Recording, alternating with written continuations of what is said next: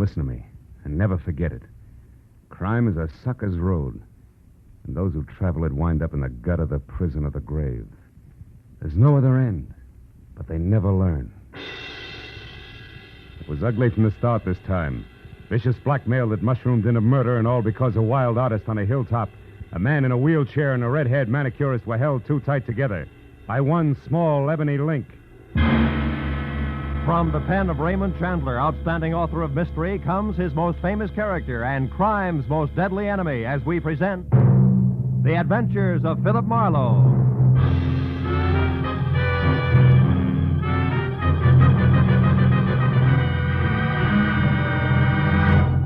Now, with Gerald Moore, starred as Philip Marlowe, we bring you tonight's exciting story, The Ebony Link.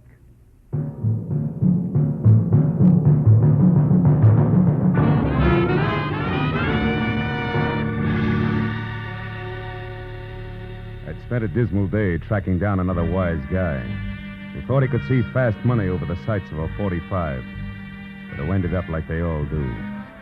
He was flat on his face in an alley, his life dripping into a sewer.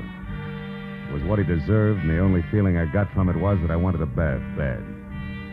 So I went home, but when I stepped out of the elevator and started down the hall, I knew I'd have to postpone it. Because leaning on my doorbell was a redhead who looked very good from a distance. But she lost ground with every step I took. Because the closer I got, the more I saw of a mouth shaped by indecision. Of eyes that were nothing but mascaraed caginess and shallow green. And flashy clothes that carried the kind of bargain basement label you can't tear off. Good evening. Looking for me? Yeah, you're a private detective named Marlowe. I am. Come on in. Have a chair, miss. Johnson, thanks. What's your difficulty, Miss Johnson? Oh, it's not me. It's my sister up in Santa Barbara. Can you go there right away, 812 Seaview Road? Maybe you should tell me what it's all about, huh? Well, she loaned a gentleman friend of hers some money. Okay. That's enough of the sister act, baby. What's the gag? Gag? Why, I don't think I understand. Number one, there's no 812 on Seaview Road. It runs into the ocean at the 600 block. I know. I used to live there. But Number two, when picking a phony name, Johnson is the second most popular in the book. Yeah, but and number three, baby, me hiring out as a patsy of any kind is lousy for my business. So you better... Stick him up. Oh, no. I mean it, and I'll shoot if you follow me. Okay, kid. Just don't slam the door on your way out. She backed out fast, pulling the door closed as she went. And I gave her 5 seconds head start and then looked in time to see the top of her hat disappearing down the stairs. But before I could follow her, the elevator gate slid open and a dapper man with a square face I'd seen somewhere before hailed me. Certainly glad I found you, sir. Remember me? Ramsey, Mr. Ivan Pack's chauffeur. Oh, yeah. He wants to see you, sir. Says it's very urgent. Yeah, but Well, okay, Ramsey. Where's Mr. Pack now? Waiting downstairs in the car, sir. I'll Oh. show you. We tried your office first, but it was locked. We were afraid you might have gone out of town. You aren't going, I hope. No, but it was close. By the way, how is Mr. Pack these days? Still confined to his wheelchair? Yes, sir. But he gets around fairly well with me to help him, of course. Mm-hmm.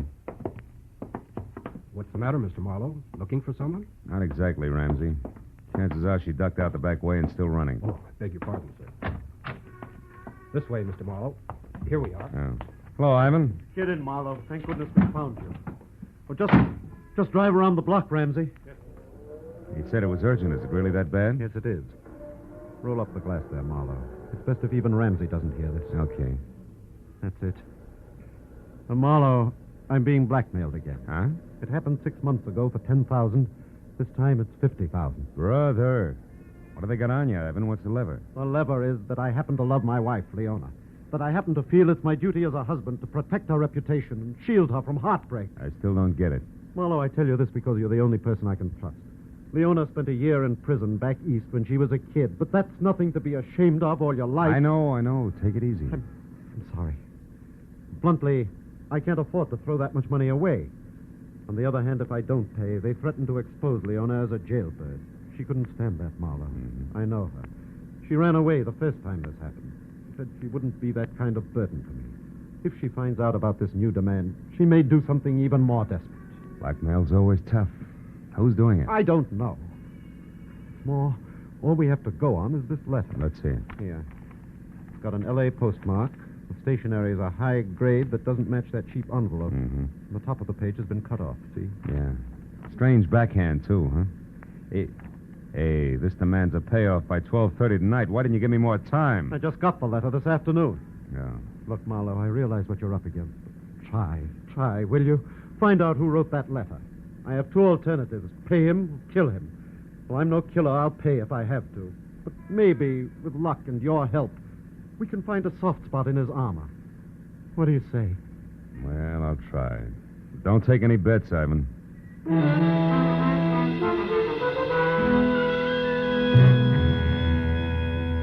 Ivan said he'd be in his office all night, then dropped me off at home where I got in my own car, pulled around a big gray sedan in the driveway, and hauled a small sample of the blackmail stationery into the police lab. There I got a break. The boys had it classified in 30 minutes, and after another 30, handed me the names of 2 business houses and 12 hotels in the city that used it. It's too many to check in the time allowed, so I called Ivan Pack and started down the list. He stopped me at the 4th hotel, which was the Beverly Crest, with the word that his wife Leona had spent a lot of time and money shopping in the hotel's exclusive arcade. So I drove out to the Beverly Crest, watching a big gray sedan in my rearview mirror most of the way. But in the hotel, I killed another hour drawing blanks, even at the writing room blotters. Until, on the way out, I got another break. The beauty shop was closing for the night, and inside, slipping a coat over her manicurist's uniform, was a redhead. The same redhead who had tried to sack-track me to Santa Barbara. I followed her out of the hotel, and when she got around to the back, I stopped her. What do you want? I got curious about your sister. I don't know what you're talking about. I don't have a sister, and I never saw you before in my That's life. wishful thinking, baby. You can talk here or over a desk at police headquarters, but you're going to talk. Now, which is it? Wait a minute, no cops. All right. Okay, Marlowe, sure. I'll talk. I got a sister in Santa Barbara, all right. She's a mermaid. She comes up once a year to fish for seagulls, and she wanted you to bait the hook. Come on. Straighten it out. You're smack in the middle of a lot of trouble, and it's getting deeper fast. Believe me. No, I'm not, wise guy. You're in the middle. In fact, you got trouble right behind you. Stop. Oh!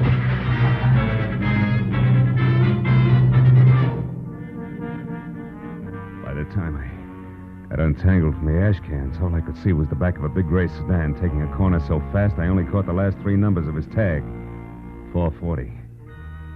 But as I stood up and dusted myself off, I saw something black and shiny. It was a 5-sided ebony cufflink. I dropped it in my pocket as I went inside the hotel again. A 5 to a bellhop got me the manicurist's real name, Rhea Fleming. But even a 10-spot failed to raise her address, so I called my client again, tried Rhea's name on him. When that missed, I asked permission to go and see Leona about it. That got me 60 seconds of argument, 10 of dead silence, and finally a very reluctant okay from Ivan. 20 minutes later, I pulled up at 94 Camden Drive, in front of a house sprawling in Spanish that was home to Ivan and Leona Pack. And the delicate, dark girl with the shy gray eyes who answered the door was Leona herself. Yes? I'm Philip Marlowe from the Sequoia Accredited Justice, Mrs. Pack. I'm told you patronize a manicurist, Miss Rhea Fleming, at the Beverly Crest Hotel. Why, yes, occasionally. Is anything wrong? Oh, no. Nothing serious at all. May I come in? Oh, of course. I'd like to ask you a few questions about Miss Fleming. Well, I really don't know her very well. Oh, I understand that. But you might know where she lives, for instance, huh? Well, I did happen to drop her off one evening Oh? at the corner of Sunset and Mariposa, I think.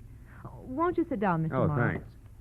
thanks. Where did she live before she came to Los Angeles? I have no idea. You don't, huh? Well, do you happen to know if she writes in a heavy, angular backhand? A heavy... Mm-hmm. Mr. Morrow, may I see your credentials? Why, of course, if you wish. No, don't bother. It's happened again, hasn't it? Ivan's received another letter, and I'm... Who are you, really? Private detective working for Ivan? Oh, that's a cheap trick, I admit it. But we wanted to keep this from you, Leona. I won't let it happen. Now, wait a minute. Listen to me. Ivan's doing everything possible to stop this business. Now, give us a chance. You're running away now. It would be the worst thing you could do to it. It's so terribly unfair, Now, Marlowe. we're on your side. Don't you understand that? And you're in a position to help us if you will. Marlowe, is it Rhea Fleming? Well, she's in on it, but not alone. She doesn't have the brains. But whoever is behind it belongs to this ebony cufflink. Ever see it before, Leona? Think hard. No, I haven't. Oh, it's too bad. Well, do you happen to know anybody who drives a big gray sedan? The license number ends in 440. That might be Bruce Morachek, Morachek, who's he? an artist Ivan hired to do a portrait of me. Mhm. Picture isn't finished yet. It may never be. Bruce is too temperamental and exacting, but Why did you ask about him, Marlowe? Yeah, because I've been tailed by a gray sedan since I first started in this mess. Oh, it couldn't be Bruce. I'm sure of that. Now, we'll see. And, Leona, until you hear from me again, promise you won't do anything rash, huh? Where are you going now, Marlowe? Put some pressure on Rhea Fleming. Her character has all the sterling qualities of mud pie, and I think she'll crack just as easily. So long, Leona. I'll call you. In spite of what Leona had said, I still thought there might be more to Bruce Moracek than ever got on canvas. When I was out of the house and halfway to my car, I knew I'd have a chance to find out because across the street, a door flew open on a big gray sedan. Better than 6 feet of swarthy but handsome man clambered out and rushed toward me. It wasn't the lock of black wavy hair that dangled dashingly over one eye, but the fact that his hands were curled into very large fists. It gave me a definite them or us feeling about him, and the closer he got, the more certain I was that I'd have to let him have it first. And when he got within reach, I did just that. Ha! And while you're thinking that one over, chum, try this. How long have you had on that polo shirt? Speak up. All day. Confound you. But you don't have to knock me down to find that out, you idiot. No, it was faster that way, and I'm not through yet. You've been tagging me all night, and I don't like it. How come? You wouldn't understand. Try me. Come on. I haven't got much time. All right. Until yesterday, I was working on a portrait of Mrs. Pack. Yeah? She's an exquisite subject, but I quit because it became impossible. Mm-hmm. She's being so upset by something or someone she doesn't even look like the same person from one day to the next. And that's supposed to explain why you've been tailing me all over town? I told you wouldn't understand. A portrait artist is not only a painter. He isn't, huh? He must be a psychologist, a doctor, Mm. even a detective, if necessary, when his subject's beauty is being destroyed before his eyes. Oh, come on. It's true. So I followed Mr. Peck to you and you to the Beverly Crest Hotel because you are up to something. I want to know what it is. Mm-hmm. Naturally, it wasn't you who put the slug on me at the hotel, huh? The what? The slug. Slug. No. I saw you walk around to the back, but the time I got there, a car was driving off. I thought you were in it, so I tried to follow, but I lost it. Yeah? And then I came up here. Well, let me tell you something, Moracek, for your own good and your subjects. If you're on the level, go home, and if you're not on the level, brother, you better get out of town while you still can. Good night!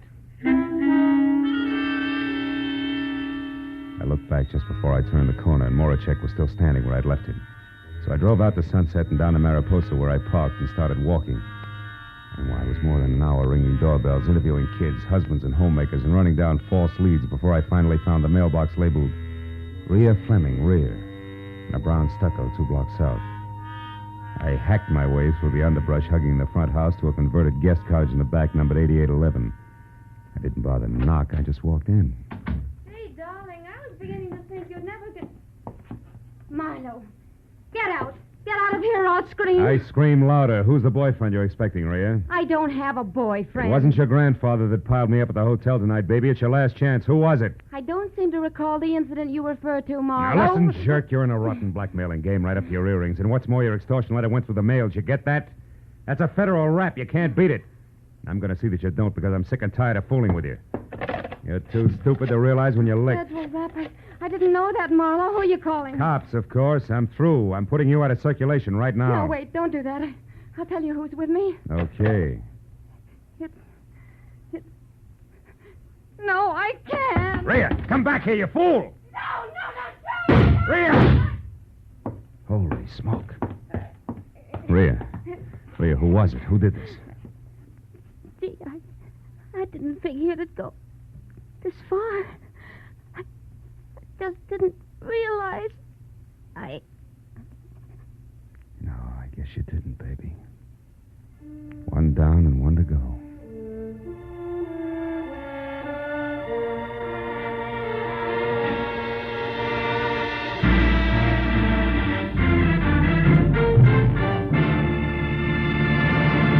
In just a moment, the second act of Philip Marlowe. But first, if you like the weather here, cloudy with threats, torrid with action, showers of trouble later tonight and tomorrow, you'll find more of the same on Sundays when Danny Clover and Sam Spade go into action. Danny Clover's the thoroughly human, fast-thinking detective of Broadway Is My Beat. And Sam Spade is the... well, who else but the Sam Spade of Dashiell Hammett's fertile, ingenious brain. On most of these same CBS stations tomorrow, you'll find Danny Clover prowling the Great White Way late in the afternoon and Sam Spade on the hunt in the evening. Now, with our star, Gerald Moore, we return to the second act of Philip Marlowe and tonight's story, The Ebony Link.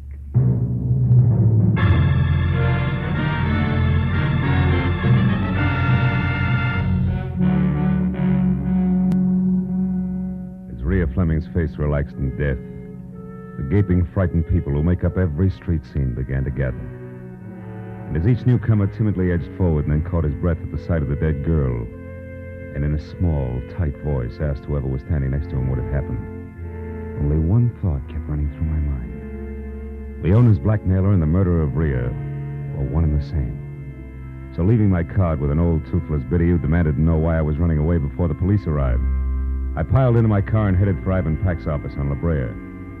I pulled to a stop just as the chauffeur named Ramsey darted out of the building and into the family limousine parked at the curb and pulled away fast. But since Pack was the man I wanted to see, I dismissed the thought of a not-so-merry chase, went to the door and knocked. 5 minutes went by before my client wheeled himself out of an inner cubbyhole and opened up. And another 5 while I brought him up to date, blow by blow, the redhead's violent death included. Murdered Marlowe? Yeah. And for my money, the noose fits whoever she's working for, who was also the party that dropped me in the alley behind the Beverly Crest Hotel, and this Ebony cufflink and doing it. Ever see it before? Why, no, I haven't. You sure, Ivan? Sure it wasn't once holding a lot of fancy shirt together for one Mr. Moracek, maybe? Bruce? Well, why him, Marlowe? Because he's been tagging me all night. Say, tell me, Ivan, how well do you know him? I met him about 6 or 7 months ago at my club. I don't remember who introduced us. Yeah, well, that fits. The blackmail started just about that time. Now, look, just to make it a little tighter all the way around. You can't recall who recommended him to you as just the right man to paint Leona's picture, can you? No, I can't. Uh-huh. But on the other hand, Marlowe, neither can I recall having heard anything bad about him. No. Now, look, you say he's been following you all night. Close enough to do a time step. What are you getting at? Just this. Was he around the place where the girl was killed? Well, to my knowledge, no. But that shouldn't mean too much because the murder happened after we had our little run-in. So he'd naturally be careful about my seeing him. Well, Besides, Ivan, he was going to commit murder, so it's a cinch you'd arrive and depart from 8811 Mariposa without fanfare. Mariposa?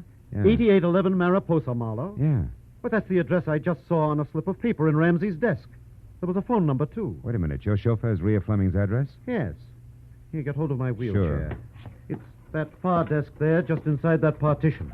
You know, Ivan, when I pulled up outside here, I saw Ramsey leave. You know where he was going? Yes, he was going to dinner.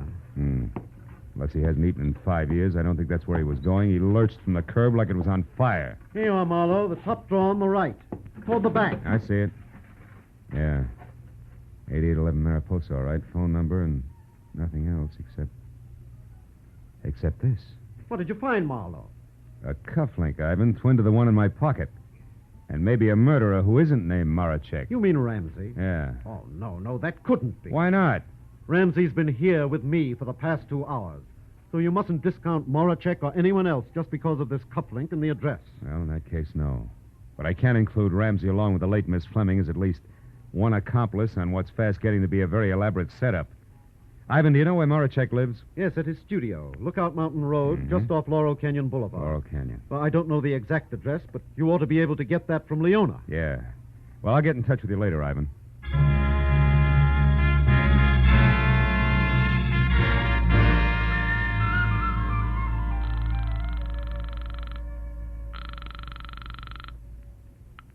Hello? Marlowe, Leona. Now, listen hard. Did Bruce Moracek come up to see you after I left? Yes, he did. What'd he say? Well, only that he'd collided with you on the stairs and that he wanted to know who you were, what business you had with me. Just tell him? Of course not. I wouldn't tell anybody anything about this. He didn't like that, huh? No, as a matter of fact, that's the reason he went home. Right away? Within 5 minutes. Oh. He said he was going back to his studio and would be there all night if I needed any protection. But why? Is it because of something you found out at Rhea's place? No, it runs the other way. It's what I didn't find out. She was murdered, Leona. She would... Rhea?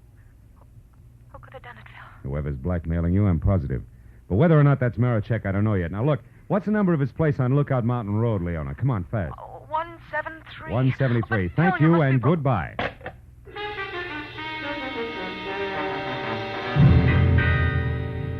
I was 20 minutes wriggling through the thick Hollywood traffic to Laurel Canyon, then another 10 climbing Lookout Mountain Road, which was an abrupt spiral of macadam that belonged in the Alps.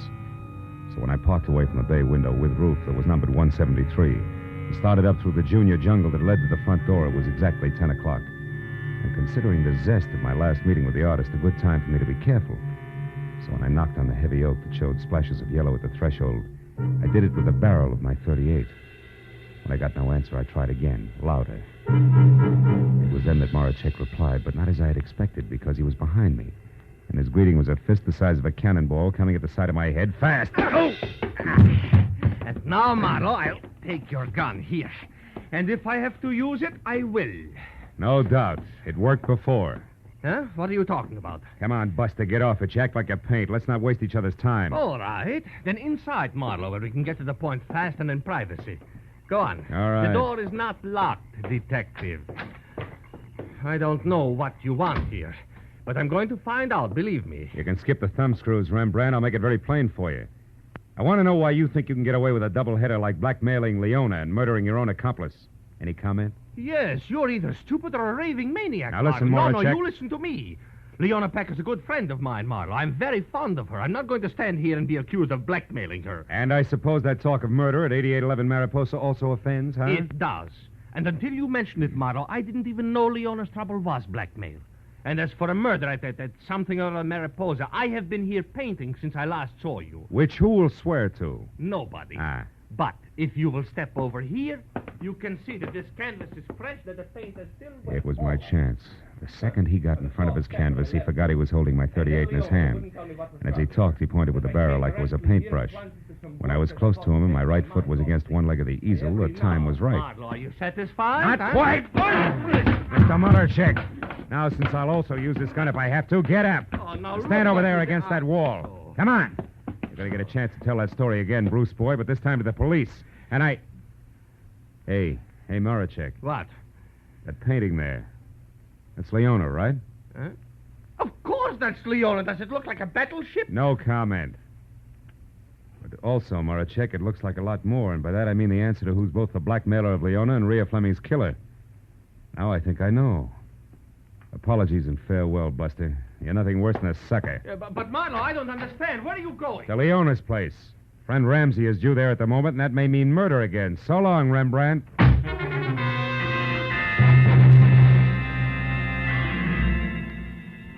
Once I was off the mountain, back onto Laurel Canyon, then over to Sunset, and pointed toward Beverly Hills and Leona's house on Camden Drive. I kept my right foot heavy on the accelerator and my mind working just as fast. Because no matter which way I added things, I was still basing a lot on a little, and a few important points shy of figuring the whole deal. And 5 minutes later, when I was parked and walking toward the door of number 94, nothing was any clearer. But then, it didn't seem to matter because when I glanced in a side window as I reached for the doorbell, I saw Leona sitting alone on the edge of the couch like it was going to blow up any minute. Her face, which was frozen in the half-crazed expression of the condemned man watching his executioner sharpen an axe, told me that Brother Ramsey was already present, and probably out of my view with at least a gun in his hand. But since I'd gone this far on what I knew to be a very sorry case, I decided to play it chin out and hand tight over 38 in pocket. Who is it? It's me, Leona, Marlowe. Oh, 1 minute, Marlowe. I look a sight. Not a bad one, though. Alone? Yes. Yes, come in, won't you? I've been expecting you. Yeah. Well, I just left Moracek, Leona. I was wrong about him, being your blackmailer, I mean. Of course you were. That's what I tried to tell you on the phone, Phil. What finally convinced you? A picture. You mind if I sit down? I've been doing a lot of running around tonight. Oh, of course. What picture, Phil? Oh, the one he did of you. I can't say much for it, though. No, it isn't too good, is it? Mm-mm. But... How'd it tell me the boy genius, wasn't it?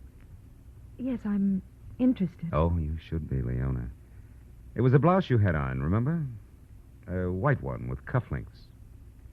Cufflink? Mm-hmm. Ebony ones, like this. One I showed you when I was here earlier. One you said you didn't recognize. The one out of the set you must have given Ramsey as a present after Bruce Moracek was through painting your picture. The one that says the blackmailer of Mr. Ivan Pack is you, Mrs. Ivan Pack. No. And you killed Rhea Fleming, too. No, you're wrong, Marlowe. Why would I kill Rhea? For the same reason you denied recognizing the cufflink. You didn't want me to get to Ramsey, so No, you you're killed wrong. Rhea before she could name him when No, I I was at the didn't cottage. kill her. And then you still couldn't get me to Ramsey because if I pressured him enough, I'd have to find out his game was cutting in on you. Because he knew you were blackmailing yourself. I heard enough. You're smart, Marlowe, very smart. But how do you think you're going to prove all this? How? Answer me. All right. Ramsey figured you killed his girlfriend, Rhea. We sent him flying up here from Ivan's office to No, I demand a didn't bigger kill her. cut, or maybe all of the 50 grand. I don't Now know that you've anything graduated about from it. blackmail to murder, I've been waiting and watching for You're him to make a wrong, move. Marlowe, you're But since wrong. he hasn't, Leona, he must be dead. Here, in this house, he isn't, probably in no. this room. And that, No, Mrs. Pack, he's you won't be able to not. explain away. Now, where is he? Where, Leona? No.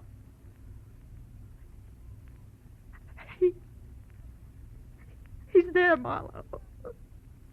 Behind the couch.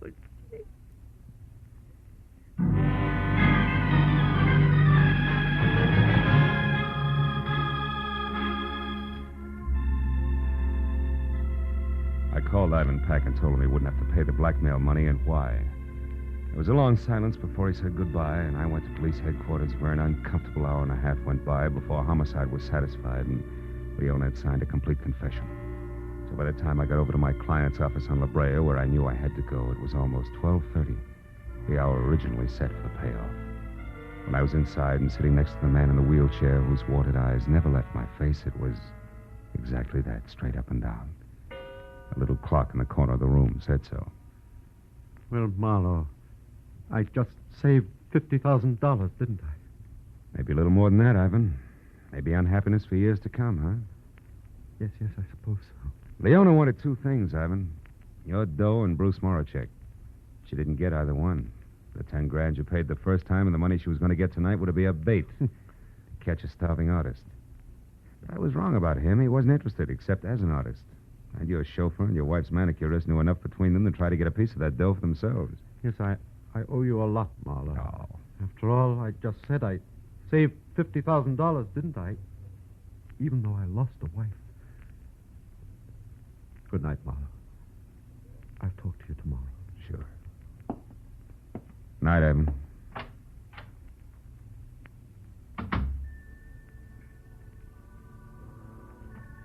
Outside, the night air was clear, almost cold.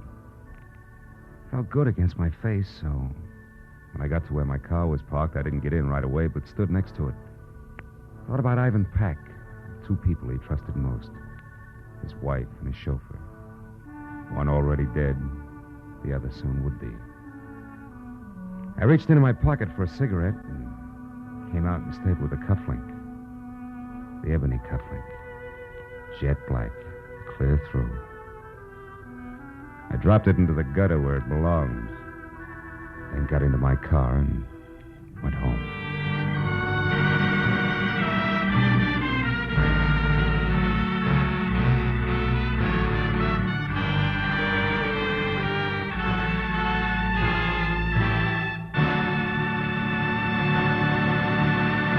The Adventures of Philip Marlowe, created by Raymond Chandler, star Gerald Moore, and are produced and directed by Norman MacDonald. Script is by Mel Donnelly, Robert Mitchell, and Gene Levitt.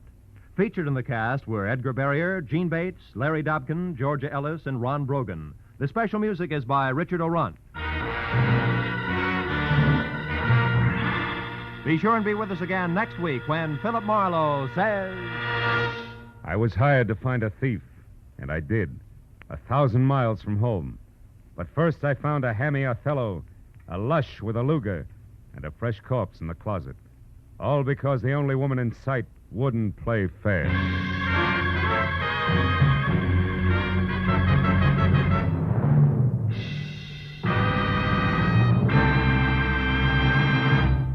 There's gold in them trills when just a little bit later tonight, Sing It Again comes along, offering a grand prize of $52,000 to some lucky CBS listener.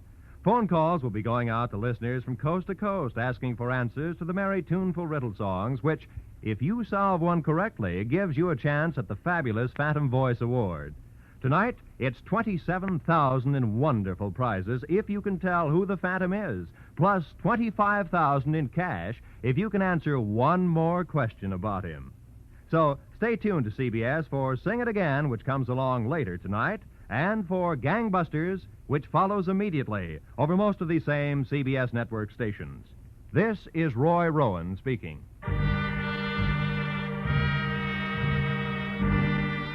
This is CBS, the Columbia Broadcasting System.